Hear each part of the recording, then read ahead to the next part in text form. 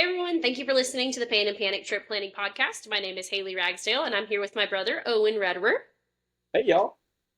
We're a sibling duo who loves everything Disney, especially the theme parks and Universal, because we're talking about Universal today. Whoop Oh, whoop! I'm a travel agent affiliated with Academy Travel, so I would love to help you plan your next Disney or Universal vacation. You can reach out to me at Haley.Ragsdale at academytravel.com to start planning your next dream vacation. Okay, so today we're going to be recapping my trip to the Epic Universe preview last weekend. Owen sadly wasn't able to go with me, but he wants to hear all about it too, so he's along for the ride. don't remind me. Oh.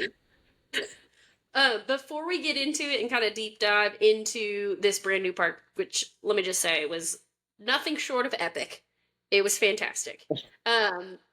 We do have a little bit of news to talk about. A couple big things happened this week.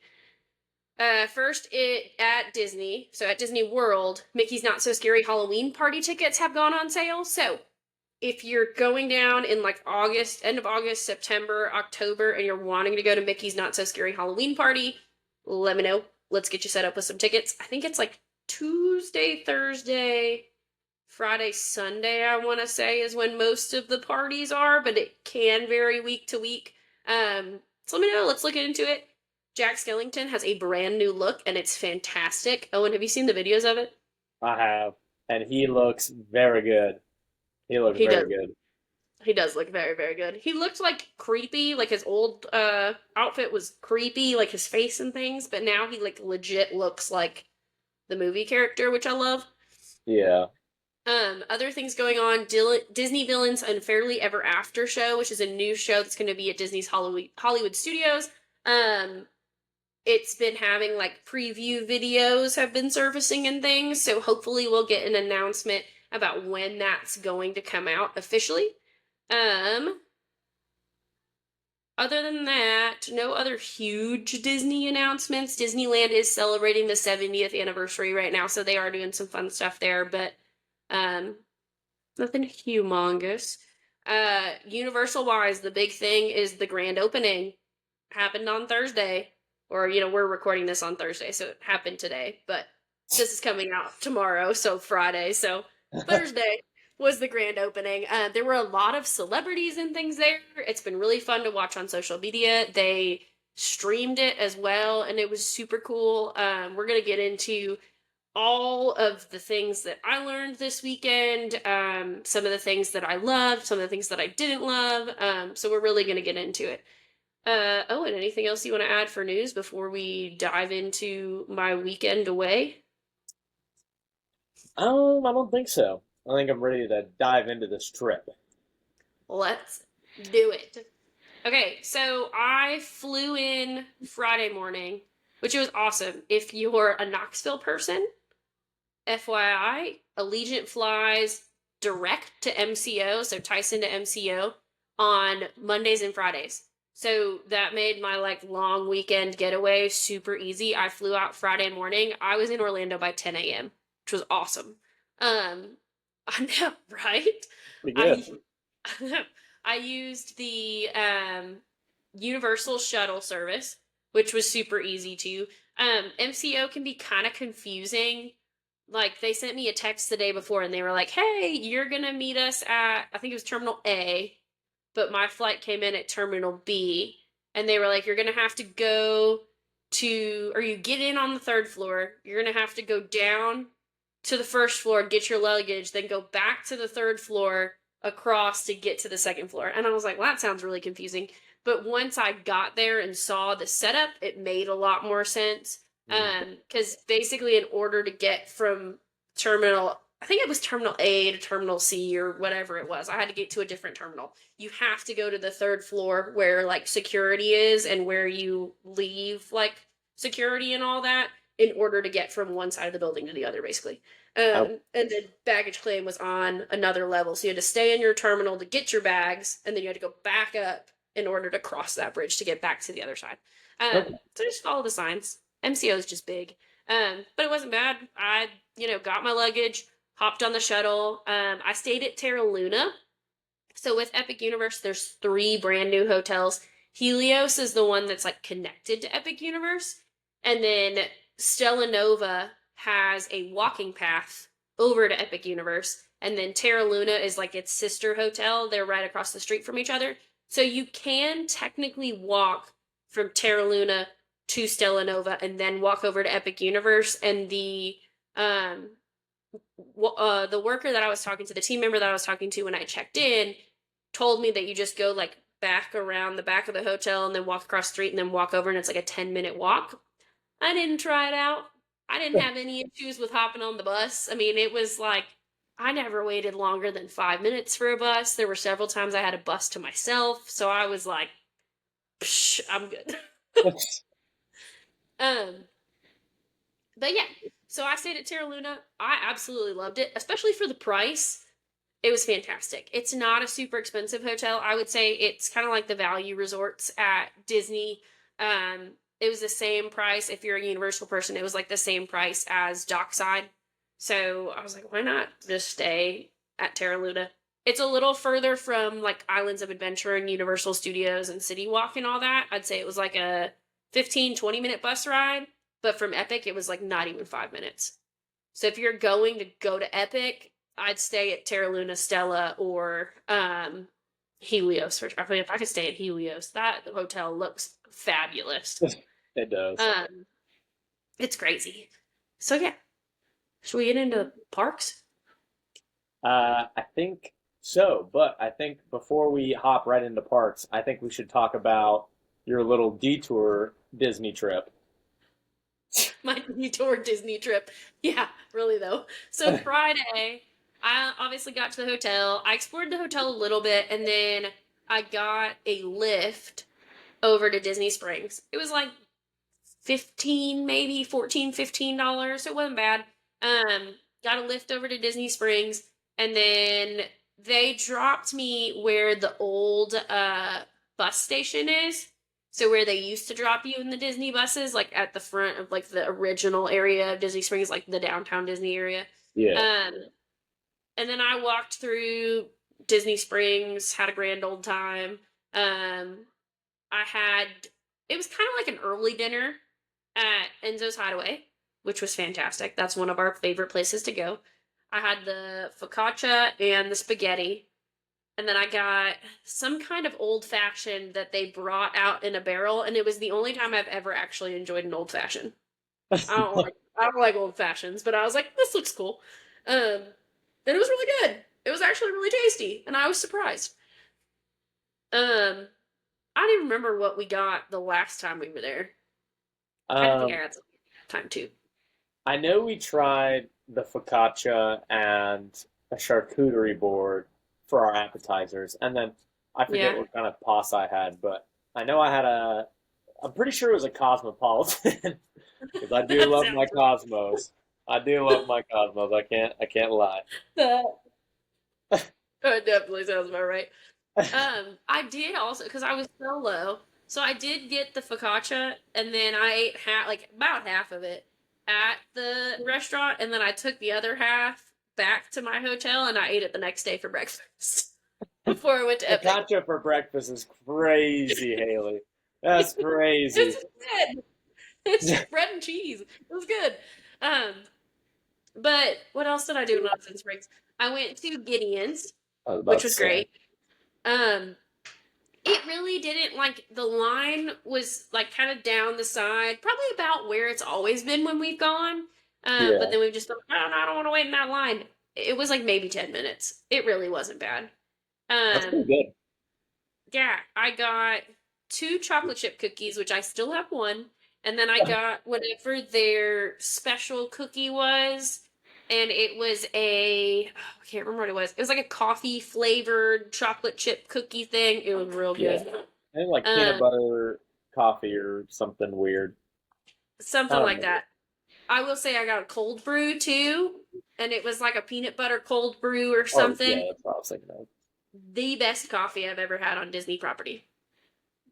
Even The better best. than normal Joffrey's. Better than Joffrey's. It was fabulous. It was so good. It's kind of crazy hearing from you, Haley, considering how much of a Joffrey's fan you are.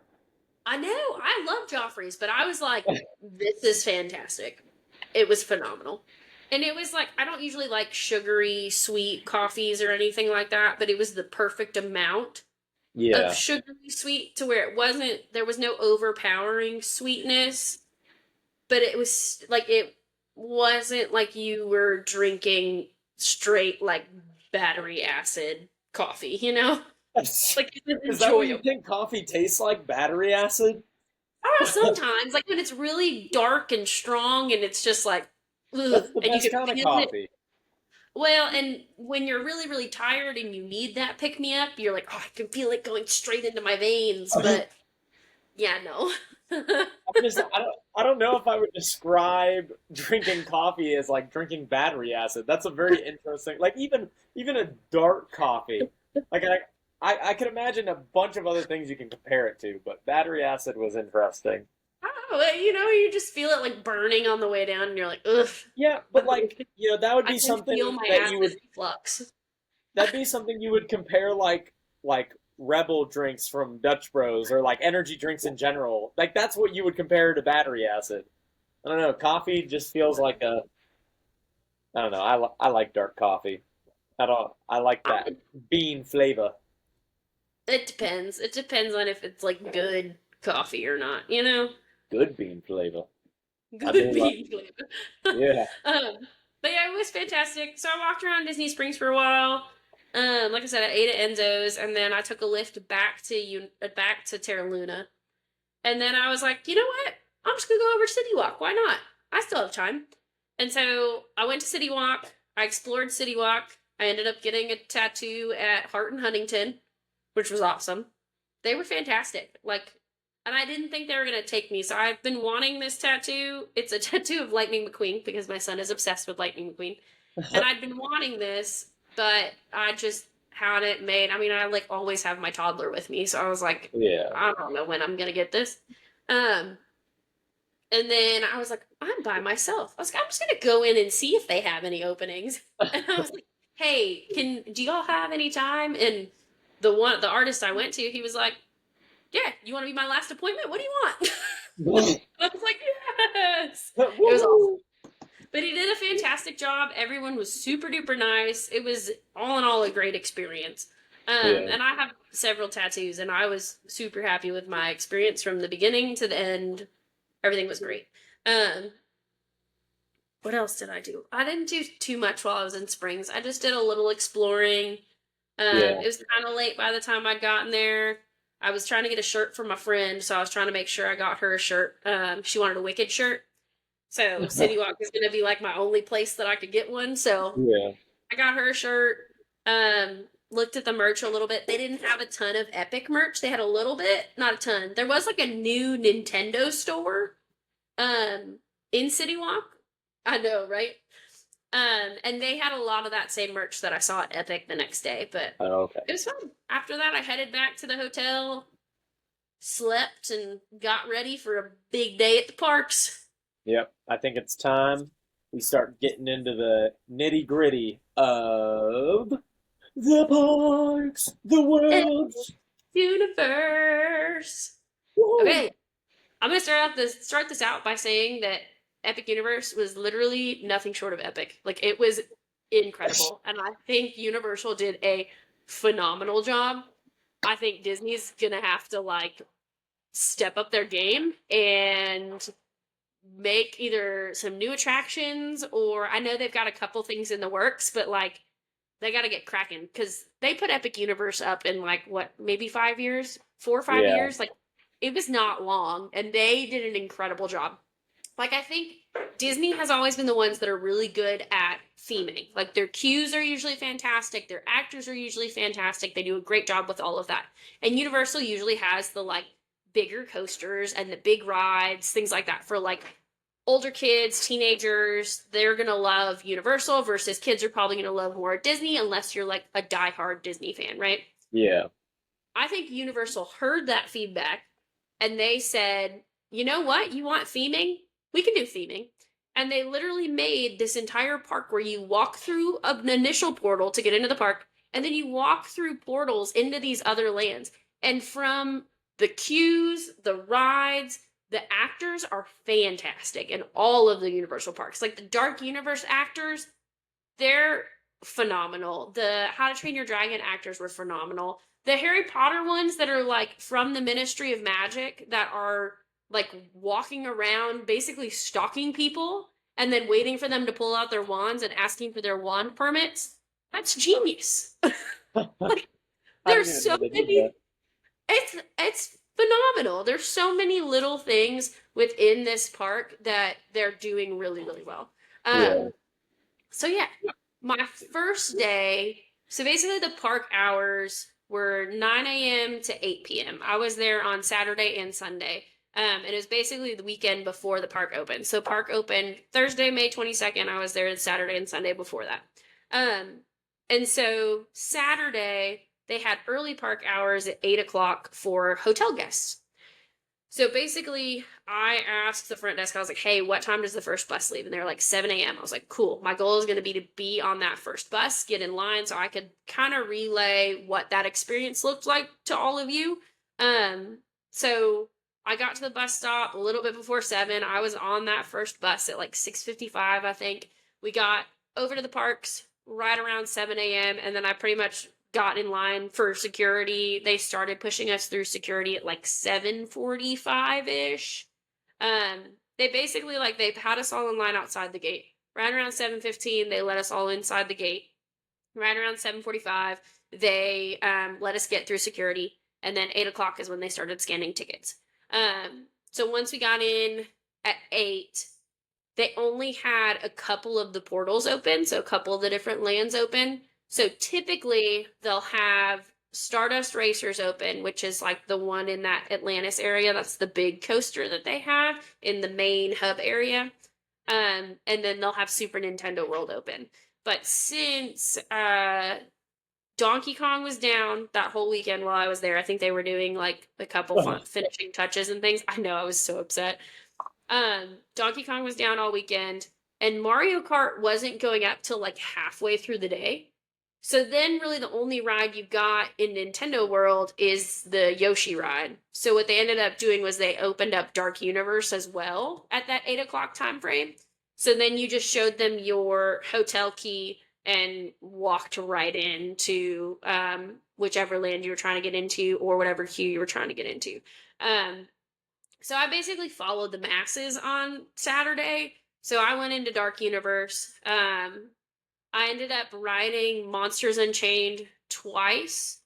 And then I went over to Stardust Racers. So I did all 3 of those before, I think, 9:15.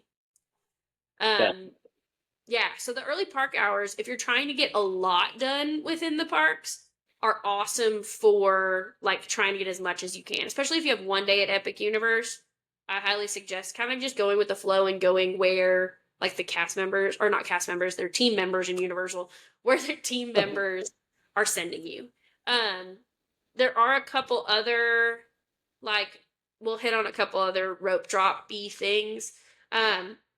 Because a lot of people, what they were doing was getting to the park as soon as it opened, as soon as they could get in, and then they were getting in line for the Harry Potter portal. And then the Harry Potter portal opened at 9 o'clock, and then they'd basically sprint to Ministry of Magic and try to get in line for the Ministry of Magic queue. And I know a lot of people that were like getting there first thing in the morning, like trying to rope drop the Ministry of Magic queue. We're still waiting like 5 hours for that ride. Why? I know. Well, it's like the big, like especially for us Harry Potter fans. I know you don't understand this, Owen. That queue is phenomenal. It's $1 billion queue. They spent $1 billion on the queue alone. Dang. Yeah. Yeah. But you literally feel like you're walking into the Ministry of Magic. That's the one where you see like people using the Flu Network. And you see them walking through that like green tunnel, and it looks like they're basically teleporting into that big open, basically looks like a Coliseum almost, but it's like the Ministry of Magic, like it's the big office building essentially. Yeah. So I mean, it's a huge attraction. There were some people that were literally just waiting in line so they could get to the Ministry of Magic area, and then they were dipping. So, but what I learned I ended up riding it on Sunday. I waited till the end of the day. So what was happening was they were pushing everybody in, or everybody was going in like first thing, trying to make it the first thing they did to make sure they got it done. And then around like 2 o'clock ish, the ride was going down for a few hours. Both days, this is what happened. It was like super duper packed until like 1 p.m. And then the ride went down for like 2 hours. And then it opened back up at like 4 or 5. And then it was closer to like a 2 to 3 hour wait. I ended up waiting like 3 hours and 15 minutes on Sunday. Oh, I know, I know. no, Uh, thank you. but, but I waited until about 5 p.m. So I went and ate in like the Harry Potter area. And then I saw people sprinting by. And I was like, ooh, what's going on there? And I looked and the ride was back open, is what had happened. So I finished up eating. It was probably like not even 10 minutes from when I saw people sprinting that I got in line. And it had gone up to 180 minutes. And I was like, well, I mean, I've already done everything else that I really want to do. I may as well wait in line for it. So if that's something you know you absolutely want to do, I would suggest going toward the end of the day, not I doing mean, it first thing. unless there was like a Pokemon or Zelda or really good Mario, like let's say it was like Mario Sunshine themed ride, and it was like Yeah. the best ride of all times, thrills and themes. Maybe I would wait 3 hours, but there is nothing that I can think of right now that exists that I would wait 3 hours for. Well, and that's part of why I was like, you know what? If I'm ever going to wait for this ride, me being here by myself is the best time for me to go ride this ride Because because you would not have stayed in line with me. if Jack would not have stayed in line with me. yeah, if Like, it was you and me in that line, I would have been like, Haley, I'm so sorry. I'm gonna go ride some other rides. I'm out. I'm gonna go talk to Igor over in Dark Universe. You have a good time. and I wouldn't have blamed you one bit. But I was like, I'm a huge Harry Potter nerd. I was like, I'm gonna ride it. And this is what I've done with I think all of the Harry Potter rides. Like even Gringotts, I think I've ridden one time because it always has some insane wait. And I'm like, okay, I've done it once. I'm good. I can just ride Stardust Racers 20,000 times now. Um, Okay, yes. but like, so obviously you waited the 3 hours and you rode the ride. Like, do you even think it was worth the 3 hours? Like, even as a Harry Potter fan, like, I'm genuinely curious. Did you actually? Okay, so It was it was a like the queue is phenomenal. It's gorgeous. The ride was fun. It was a good ride. I like the ride system. It's basically like you sit inside of it felt like a Tower of Terror like ride yeah, vehicle and then you're supposed to be like kind of in an elevator in the Ministry of Magic and so you're like bouncing around and like basically Umbridge is trying to escape because she's on trial is essentially what's happening. So they're like fighting Death Eaters and you're bouncing around. It's very similar to like Spider-Man or Transformers. I haven't So, ridden either of those. oh, really? You haven't? I'm trying to think of another one. Kind of. Do you remember the Simpsons ride? I guess a little bit.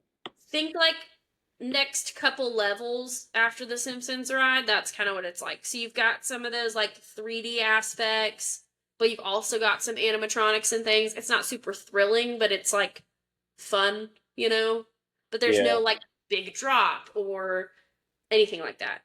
I So it mean, was good. It was not, I would maybe wait a little over an hour for it. And I was about to really. say, I don't even know. Like, just based on what I'm hearing, I'd probably wait like an hour if, considering it'd probably be my first time riding it. But after that, I probably wouldn't wait like more than like 20 minutes. Yeah. And I think that's fair. And that it's like the big one that I think a lot of people are flocking to. Which if you're not a huge Harry Potter fan and you're not dead set on getting that ride, you're gonna have a grand old time. Because Stardust Racers, which I think is probably the best ride in the new park, and probably the best coaster in Orlando, was never above a 30-minute wait while I was there. Yeah. Dang. And part of that's because they have so it's a dual coaster. Yeah. basically. And so the two cars are going at the same time and they're like crossing each other and it's incredible. It's like a minute and a half long, I think the ride is. It's really Dang. long for a roller coaster. Yeah. Like every time I got off that, I was like, "Oh, I don't feel so great," but that was fantastic. Um but it has those two cars going at the same time, and then I want to say like halfway through the ride they send the next set of cars. So I think they have like Okay. four going at one time. So it puts people out quickly, is what I'm trying to Yeah. say. Um, I will say there is a metal detector after you go through. So after you go through the lockers, which lockers are really cool. Remind me to talk about how they did the locker setup. So you put all your stuff in a locker, and then you have to go through a metal detector. So if you try to sneak your phone on, they will catch it. I didn't try to, but I saw people try to. That's actually funny. All right. So they literally make people go through a metal detector to make sure that you don't have like your phone on you, sunglasses, anything like that, so that it's not like a liability, like somebody doesn't get hit in the face with your phone. Yeah, Uh, which is smart. I don't that blame is them. true. That is fair. But it's fantastic. It was probably well, I don't know if it was it was pretty close to my favorite ride if it wasn't my favorite ride. Well, okay, so there's one ride that I was anticipating the most and that I like would be the most excited for. And well, Yeah. I guess okay, I would have been excited for Donkey Kong's Minecart Madness or whatever, but Yeah. obviously that wasn't working. So, without any spoilers, I want to know how the Monsters Unchained was. Because I think that's the one Oh. that I'm the most excited for. Okay. I just want Hold to on. know, I have one. was it truly scary? Hold on, I have one more thing about Stardust Racers, and then I will tell you if it was truly scary or not. There Okay. are two, so because it's the dueling coasters, there's the yellow and the green car. The green one is the more thrilling one. I'm pretty sure that's right. Let me double There's check. actually a difference? Yes. Interesting. Which car on Stardust Racers is more thrilling? I'm pretty sure it's the green one. Yeah, the green track is considered more thrilling than the yellow track. It's got more of a dynamic rotation during the celestial spin maneuver, is basically what it's saying. Oh, Um, and I felt that. I did both of them, and I was like, and I didn't know that they were supposed to be different before I looked into it. yeah. But I rode the yellow one first because the line was shorter, and I was like, oh, that was awesome. And then the second time, I was like, well, I'll do the green one just to see. And then I was like, I wonder why this line's so much longer. And after the ride, I was like, oh, that's why that line's so much longer. That was fantastic. So the green one is supposed to be more intense. Okay. Um, okay, Monsters Unchained was fantastic. It was there are a couple jump scares that I was like, oh, like Oh, I wasn't ready for that. oh my gosh, I'm so excited for it. it I was want to ride it so bad.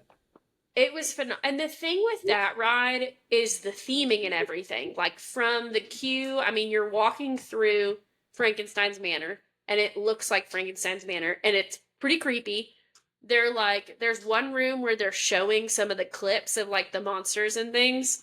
Yeah. So without spoilers, because I think this is like common knowledge. Basically it's like Frankenstein has been trying to control like the monsters and things. Yeah. And so she's trying to like control Dracula. And then that's when things happen, basically. That's the storyline that you're following. And Yes. I love Igor. He's my favorite. I did. Oh my god. Okay, I did see one spoiler for Igor, and I'm not gonna say it because I don't want our listeners to have it spoiled. But I literally, Yeah. there was a part for Igor that apparently happens at the end, and I'm literally so mad because I saw a video on TikTok for it, and I was like, "Ew, you!" Like, oh man, I wish I I could. think I know what you're talking about, but I don't think that actually happens because I feel like I remember him talking at the end, but I don't remember specifically. I think Mm, he's okay. I could be I don't wrong. know. Seems suspicious. You might just be saying that to spare my feelings. But No, anyways, really, there was no like significant moment where I was like, "Oh my gosh, did that really just happen?" I love him. I Yeah. love him so much. I don't know if this is a spoiler or not, so I'm gonna mark it in case you think it is a spoiler. But there's one line that I was like, "Oh my gosh, this is my new like this is gonna be my line for this." You know how we have like we're not gonna make it on Dinosaur is like we Yeah. always say it. Uh, he's like, "They're all out, even the ugly ones." And that's like that's my new favorite line. That's pretty awesome.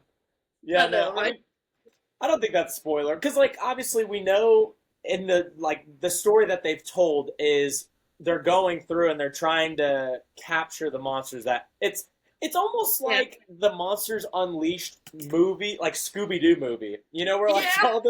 all those Yeah. four monsters escape and they have to go in and put them in the disc or whatever, or like kill them or One whatever. Yeah, 100%. yeah. It's Yes. I mean that's essentially what their plot is for this ride. And hey, I'm here for it because that was one of Yeah. my favorite Scooby Doo movies. You know that and Spooky Island. I loved it. It Um, was it was great. It really was. but And yeah, I don't know. go Wait, ahead. wait, wait. I know this is off topic kind of, but is Scooby Doo Warner Brothers? Yeah, so Scooby Doo is like theme parks wise, he's like Six Flags. Wait, Scooby Doo is Six Flags? So yeah, like I'm pretty Wait, can sure you hear me? there's like Scooby Doo like paraphernalia at Six Flags. Wait, but isn't Epic Universe also Warner Brothers? It's Or no? Universal. I thought Universal had ties to Warner Brothers. Well, Warner Brothers just got bought by HBO, didn't they? Maybe I'm wrong. Uh, I don't know. Well, like, because oh no, Warner Brothers and Universal Studios are separate entities. That's what I thought. I didn't think they were the same. Okay. Oh, so Six Flags is Warner Brothers theme, Yeah, or I is think that so. just like an affiliation? No, I'm pretty sure it is because they always have all the Looney Tunes and stuff. Isn't that one? Oh, that yeah, that would have made sense. Oh wait, so I just looked it up. Six Flags is not owned by Warner Brothers. While Six Flags has licensings. Oh wait, licensing agreements with Warner Brothers. So I guess you could say they're affiliated, but they're not owned by Warner Brothers. Six Flags. So Okay, so now that we've gone on our Six Flags tangent, um, so I will say after the first day, Dark Universe was not my favorite, and I was like, I feel like there could have been more here. That was my feeling. But I hadn't explored because Curse of the Werewolf was closed the entire time I was there. I uh, didn't like go back and explore that section. So then Sunday, I was like, well, I'm just gonna walk around and get content of Curse of the Werewolf and this, that, and the other. And I realized there was like a lot more theming. There's like a little shop area, but then there's also the oh, what's it called? The tavern, the oh, Flaming something tavern. I was What's about it to say, called? did you Dang it. see the burning windmill? Yes, I didn't see it on fire, but I went in and that bar was fantastic. It Really? was super cool. And so that's also where you can get the like yeah, you can get like the garlic steak thing and it's basically like garlic bread but in the shape of a steak. Yeah. And then they had a couple other fun drinks and things like that. And so I got a drink there. It was really really good. I thought the bartender was fantastic. Like I got a good video of her like pouring the drink and talking Oh about yeah. like, "Oh, this is our like lake water and this that and the other and this keeps this away and all that kind of stuff." It was pretty cool. It was fun. It was a fun experience and that's where like I had a little more of the like actually putting you into the universe and things like that. Yeah. I would love to see it at night. I think if I saw it at night and Ooh. experienced the characters and things at night, I would love it even more. But the park closed by 8 each day I was there. So are they gonna have later open times for like actual like for this new like okay.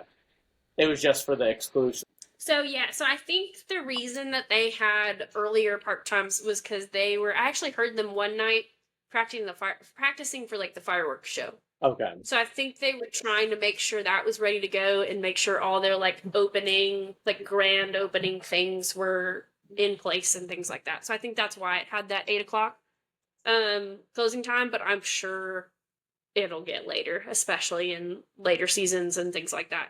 Because I think that is a big draw, is seeing the park and the portals at night. Yeah. Okay, so I know we've already ran quite a bit of our podcast time here. So I think what we should Yeah. go ahead and do is I think you should go ahead and name your favorite ride from each of the worlds. You should name Okay. your favorite food from each of the worlds and your favorite experience overall. And so if that ends up blending into a ride or a food, that's okay. But Okay. I think rides and food are the two biggest things that people look for when going to an amusement park. Yeah. And so That's fair.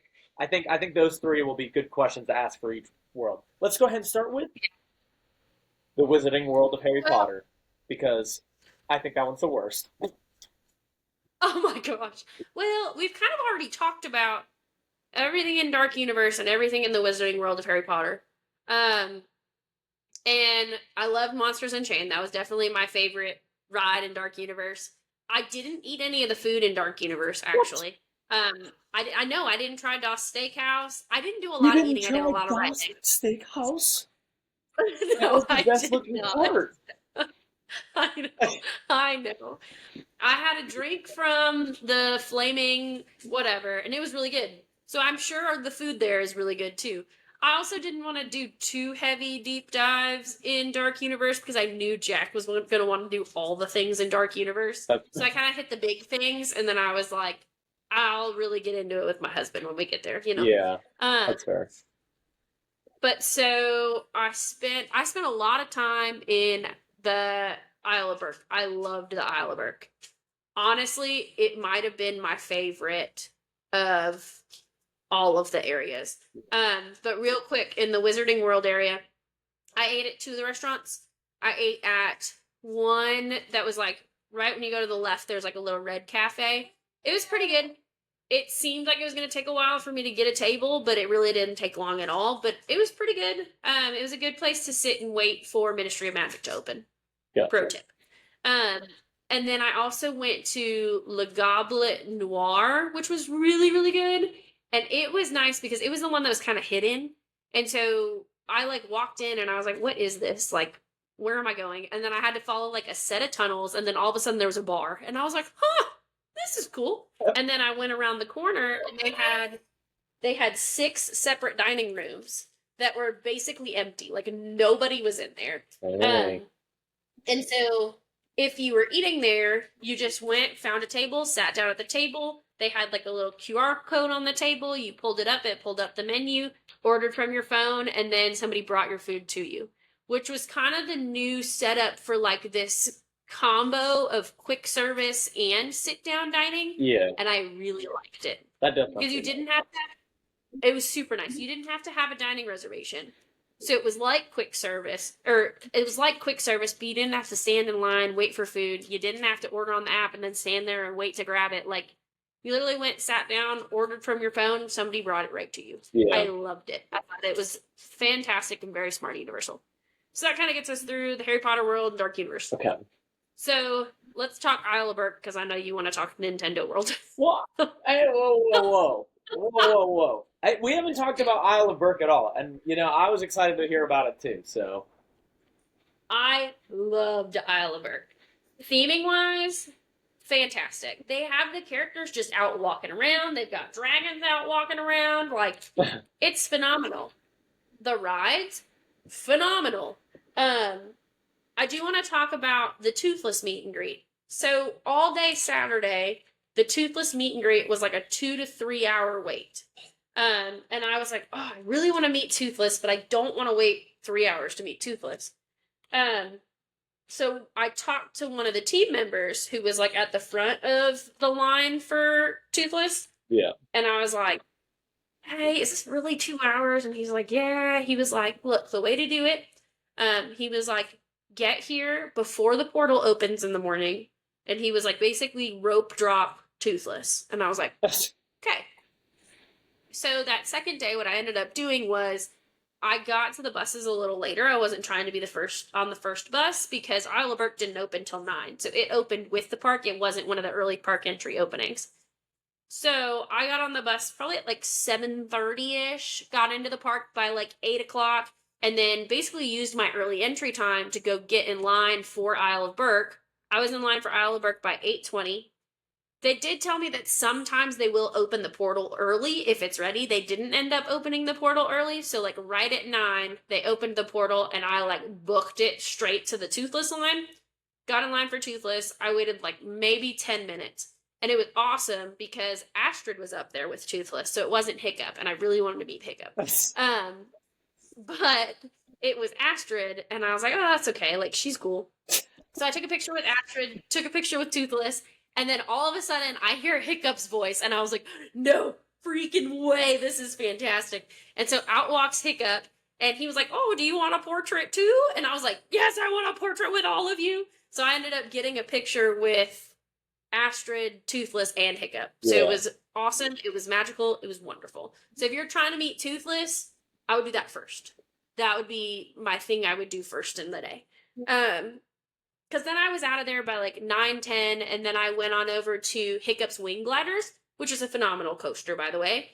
We talked about it on an earlier podcast, thinking it was more of like a kiddie ride. Yeah. It's not. It was similar to Hagrid's Forbidden Journey in Universal, in my opinion. Okay. It's themed really well. It's got several launches. It takes you like all the way around Burke. So it's really, really cool. And the storyline's cute. I loved it. I thought it was a fantastic coaster. I ended up riding it once on Saturday, once on Sunday.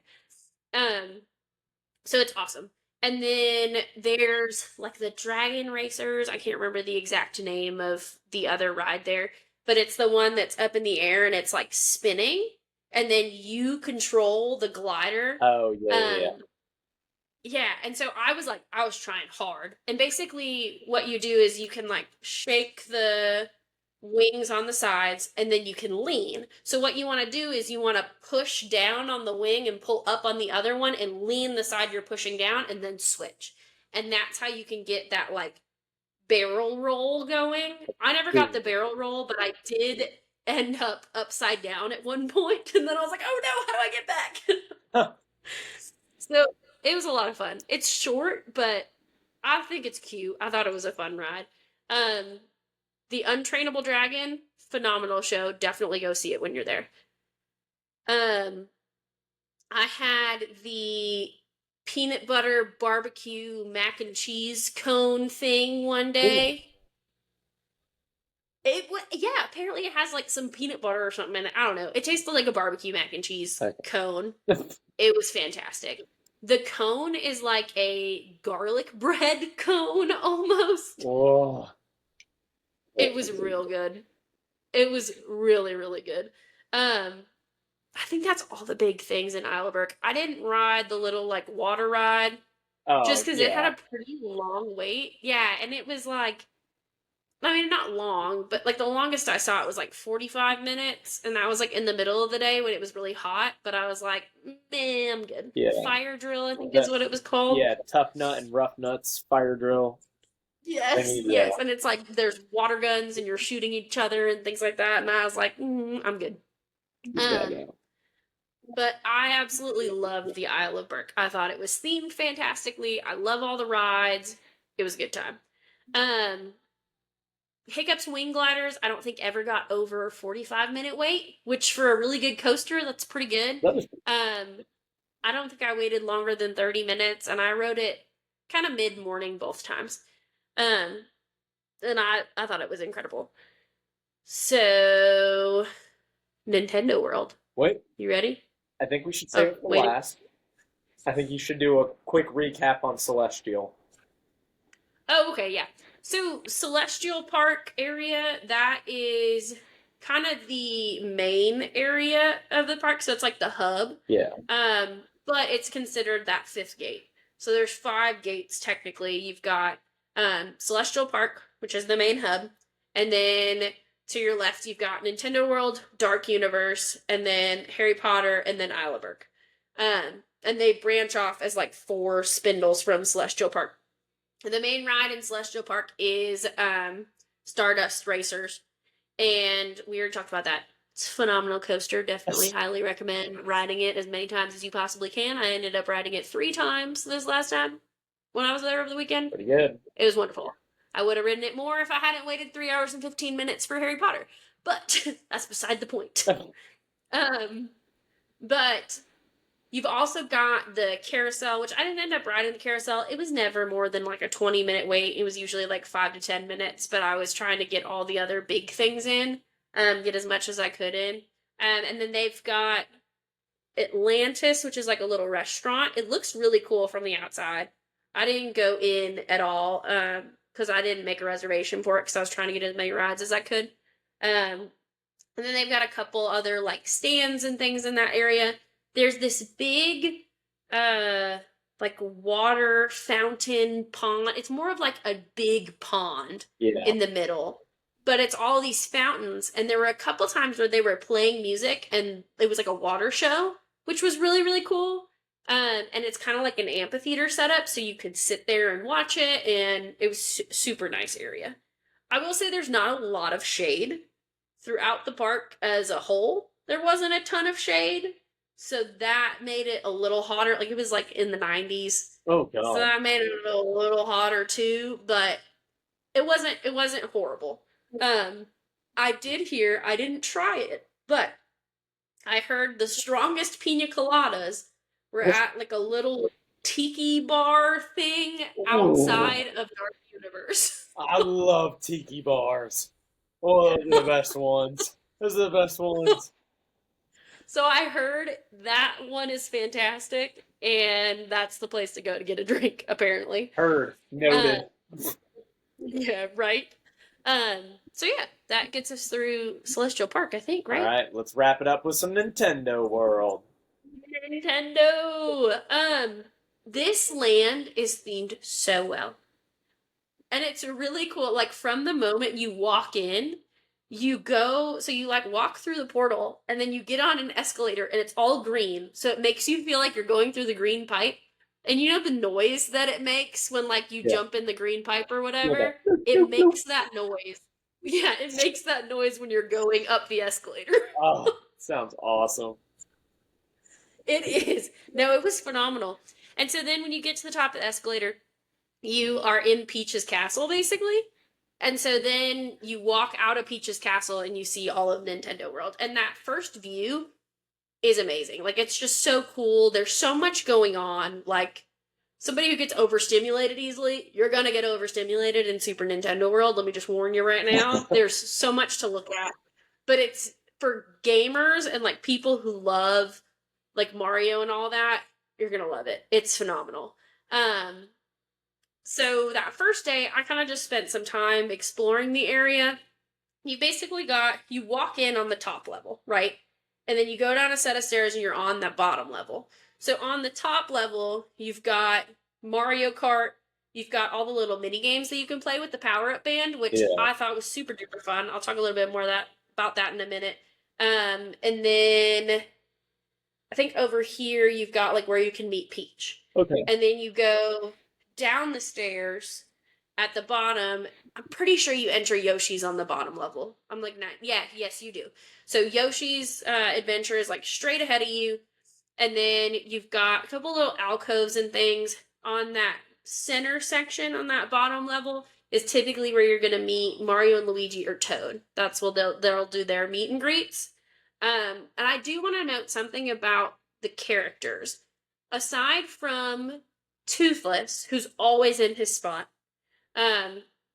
like Mario, Peach, Donkey Kong, any of the Dark Universe characters, things like that. They don't usually show you in the app when that character is going to be there. Sometimes they do. If they don't, just go ask one of the like character friends that's at the end of a line and be like, hey, who's coming out today? Who's coming out next? Because I noticed a lot of times, like, I would see Toad and his line would already be closed. So it was like Toad was out at 11:30, and then you had to be over there by 11:20 if you were going to even get into his line. Does that Yeah, make sense?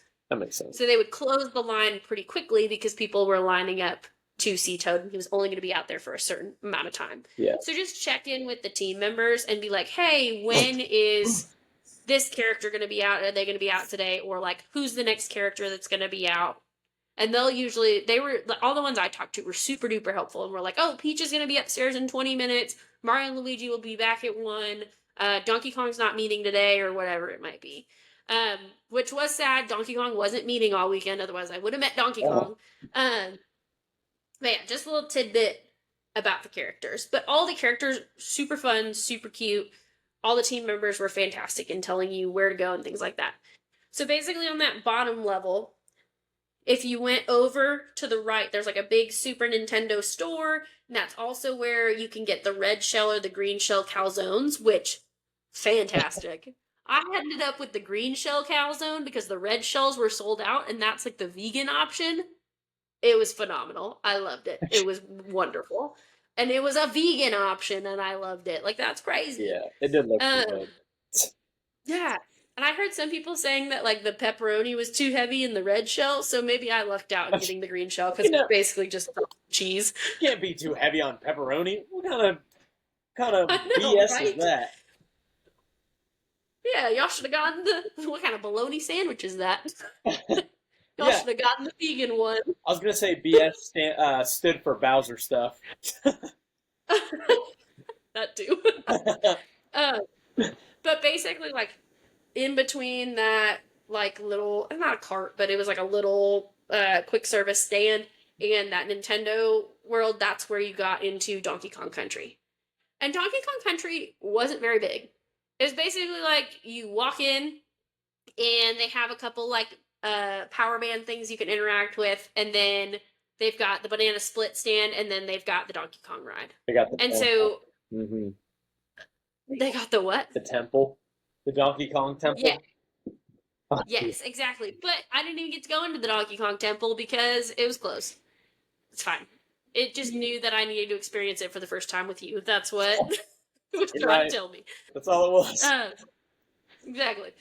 But it was cool. It was really cool. It was a smaller area. I would have loved to do the ride, and I think that would have given me a better, like, layout of that area, but Yeah.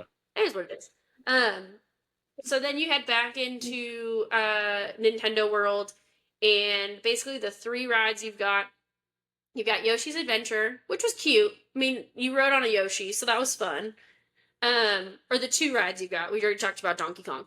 The big rides are Donkey Kong, Mario Kart, and Yoshi's Adventure. So I wasn't able to ride Donkey Kong. But I rode Yoshi's Adventure. It was like a weird fever dream, though. Like, I was like, what is this storyline? What is happening with these Yoshis? Like, it was cute, but weird. I bet it was based on, like, Yoshi Land, like with like the baby Mario and baby Luigi and stuff. Or was it like Yes. Yes. Okay. And it was like baby Mario was doing weird stuff and baby Peach was doing weird stuff, and I was like, what is happening on this ride? Okay, but did you ever play the Yoshi Land games at all with the baby characters? No, well, then you wouldn't get it, okay? So you calm down with the criticism. Oh, it's some weird fever dream. No, you've just never played Yoshi Land. That's like if they created a WarioWare Inc. game, or like ride, based on like the Wario game. You're like, this is weird. Why is Wario here? Because it's his game. Now, hey, Universal, you heard that. WarioWare ride? That'd be fun. That was one thing I was like, what in the world are we doing here, people? There was nothing Wario, nothing Waluigi, and like one thing Princess Daisy. And I was like, what is happening? That is pretty stupid. Yeah. Because I was like, I ended up getting like this Peach shirt. And I was like, I really want a Daisy shirt. They didn't have one. My power-up band was Daisy. And that was the only like Daisy thing I could find.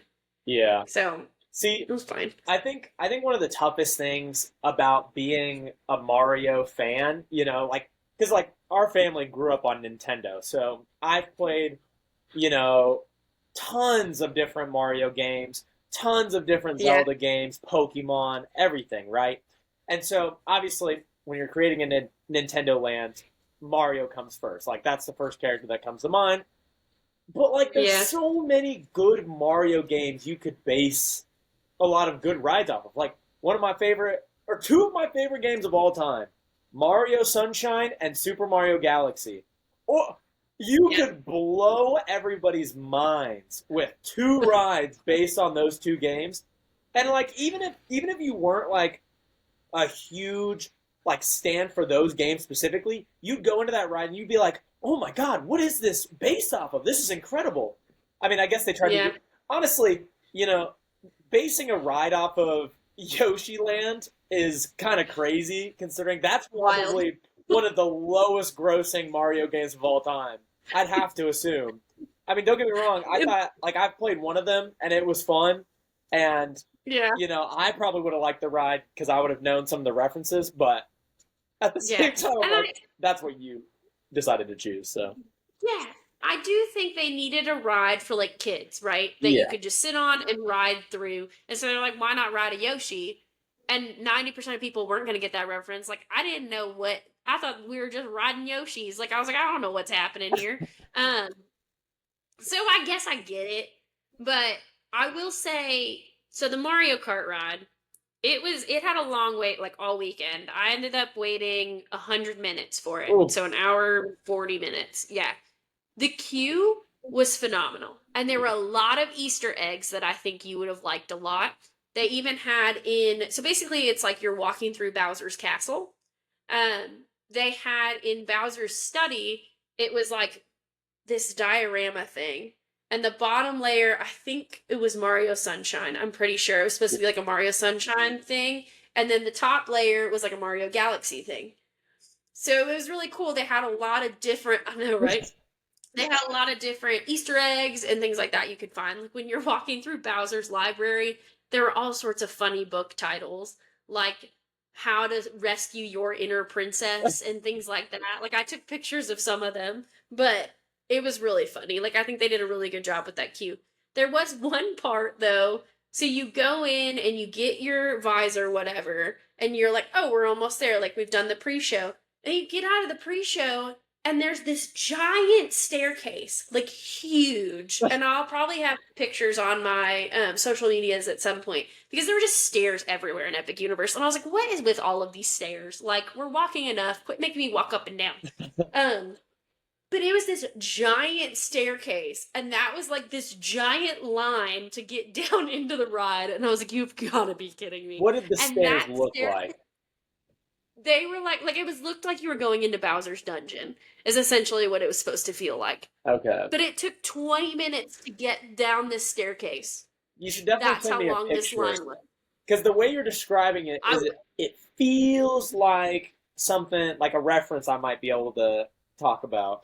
Because I don't know, like it sounds like it they're doing was a lot of tasteful references, and like even like I assume you're going to talk about the mini games in a second, but there's a really good reference yes. when you get to the end of it, and it's a Yeah. Mario Sunshine reference. I'm sure you knew what it was, but um, Yeah, maybe not. it's Um well, yeah, we'll talk about it in a second, but we'll get to it. But it was just this giant staircase, and I was like, you gotta be kidding me. And I'm sure it was a reference to something, because like I said, there were a lot of Easter eggs, and it was pretty cool to see, at least the ones that I recognized.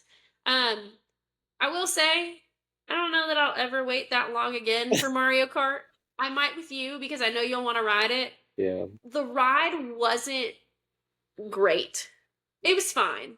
I feel like you either need to commit to just experiencing the ride or commit to playing the game. It's a cool concept in that you're wearing this visor, and so basically, then you have a little controller and you're sitting in the car and you control the direction it's going, but you have to stay on the track. So it's like, oh, we're going to the right. Everybody's got to move their thing to the right. Oh, we're going to the left. Everybody's got to move their thing to the left. And then based on the direction you're looking with the visor, you can hit the buttons on the back, and that's how you throw your items. yeah. So you could either like commit to having a high score or just like chill and enjoy the ride. And I ended up with like a little kid, and I was like, why aren't you riding with one of your parents? Like, the parents rode together and left me with their little kid. So then he wasn't going the right direction, and I was like, you gotta be kidding me. See, I've heard a lot of like negative things about that ride, and it is one of those Yeah. rides where like I really would only like wait in that line so that way I can see the queue. Because like you said, and like I've heard from other people, the queue is great. You know, the queue has a lot of good references. The queue is very like cool and has a lot of cool aesthetics, whatever. But I don't know, like from what I'm hearing of the ride, they could have done so many different things with it. Like I think people would rather have a more of a thrill, like just like on a stationary, like they could have put you in a Mario Kart go kart and then just pulled Yes. you in a specific direction, gave you no control, but like you're just like you could even hop on the back of someone's like cart. Like let's say Yeah. like Mario Kart Double Dash. That was their whole premise. There's two racers, one that has items and one that's a racer. I mean, you could have had Yeah. like Mario or Uh, Bowser. You could have even chosen like have it on your visor. You could choose your character, sit on the that would have front, been sick. and then you're in the back throwing items or something. Like Yeah. there could have been other options besides this kind of tacky control it yourself but not really ride. So Yes. I mean, It was, it, yeah, I'll be excited for the it, theming, but I'm not having any high hopes for the actual ride itself. yeah. Especially being the big ride in that land. It was like, really? Yeah. This is what we get? It definitely wasn't like incredible. I will say if you have a power up band at the start of the ride, tap your power up band because that'll be how you get like the what's it called? When you get the star and it does the Oh, yeah, the Invincible Stars or whatever. yeah, you like get that on Rainbow Road basically is what it does. I'm pretty Uh, sure. that's Well, at pretty least that's what cool. happened for me. Which was cool, but yeah, it was okay. Um, I wouldn't wait that long for Mario Kart again. I would if you wanted to ride it if I was with you or something, but meh, it was what it Oh, was. I'll want to ride it. Um, You know I will. the That's a queue good was one. phenomenal. The ride, so. Um, let's talk about power up bands real quick. They're like $45 for a power up band, so it's kind of expensive, but I thought it was worth it. I really enjoyed it. If you're a big like Mario fan, I definitely suggest getting them. So basically you can interact with like the blocks and things like that within Super Nintendo World. But there's also like a series of mini games. And so those are right to the like when you walk out of Peach's castle, they're to your left. And there's 3 different mini games you can play. One of them is basically you spin a wheel as fast as you can to keep a Goomba on the track. Once you beat it, you just tap your power band. So you tap your power band to start the game. If you win, you tap your power band again and you get a key. And basically, you're trying to collect 3 keys in order to enter Bowser Jr.'s lair. And so then the second game was like a timing game. So you have to hit the POW block and you have to hit it at the right time in order for the green shell to go through the green tube and hit the POW block at the top. And one of the team members told me, because I was like, oh, I lost the first time. And I was like, why did I lose? And she was like, oh, well, you don't want to hit it when it's in the tube, when you would think it's going to go up. You're supposed to hit it right before it enters the green tube altogether. So right before it enters the green pipe is when you have to hit the block, and then that's how you beat that section. Um, Pro tip. It's kind of And stupid. then it really is. I was like, well, that doesn't make sense, but okay. Um, the last one is kind of like whack-a-mole. So there's this big piranha plant, and then there's all of these little timers that are going off. And so the timers will light up red, and they're like, basically it's like a big clock, and so the clock is ringing, and you have to run around and you have to hit all the clocks and turn them all off. Um, you can do it with multiple people. So if you have multiple people playing the games, they'll let you do it with multiple people, and then all of you will tap your bands one at a time after winning, and you all get the key. I was solo, so the team member actually helped me out, which was awesome. It's great. Um, and so we ended up beating it. I got the key, and then once you get all 3 keys, you can go over to Bowser Jr.'s lair, which is right to the left of Bowser's like main entrance to his castle or the entrance to Mario Kart. It's like right over to the left, and it's like a little alcove. Like it's kind of funny. It literally looks like oh, I made my little hideout in Dad's lair. Like, it's pretty cute. Um, and so you go in and you basically tap your band. It shows that you had all 3 keys, and then you wait in a little queue, and then you go in and you're playing like this mini game, and it's super fun because it does like this shadowing thing. So I think there's like a camera or something, so it can see you waving your arms and jumping and things like that. And so you have to like jump at certain things, and you have to duck at certain things, and then you're throwing stuff. And it was really cute. It was fun. So I highly suggest getting a power band and doing all of that, because it was definitely a fun experience. And I think it's fun for kids too. Like, if you have kids, I definitely think you should do it. But yeah, it was a good time. Yeah. I mean, just like the idea of like doing like little mini games and stuff, it's always fun, especially a Mario Party family. I feel like that's like, now it would have been cool if they made some that were like competitive. So like, you, me, and Yeah. the twins and Mimi could pull up and like compete in the mini games or whatever.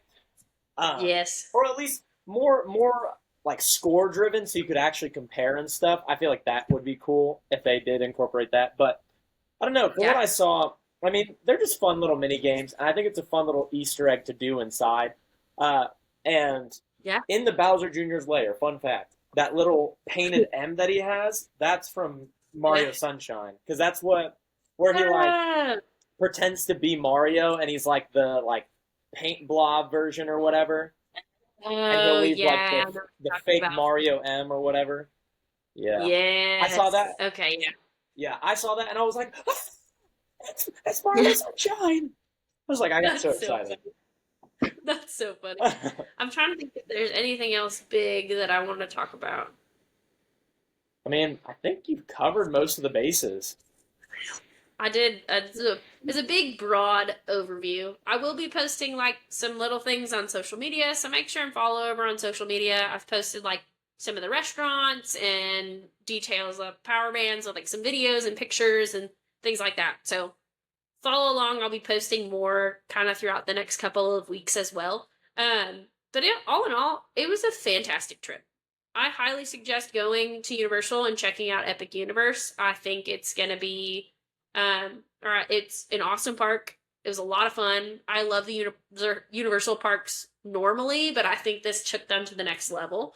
Um, so yeah, it was fantastic. And let me know if you want to plan a trip. I'll be happy to help.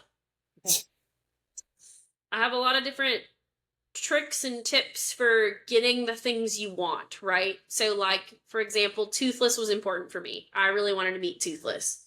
And so that's how I made that happen. And I think if you go into it thinking about, like, what attractions are important to you and what things do you want to accomplish and how you can do that, I think that's super important. And I'll be happy to help you come up with a game plan.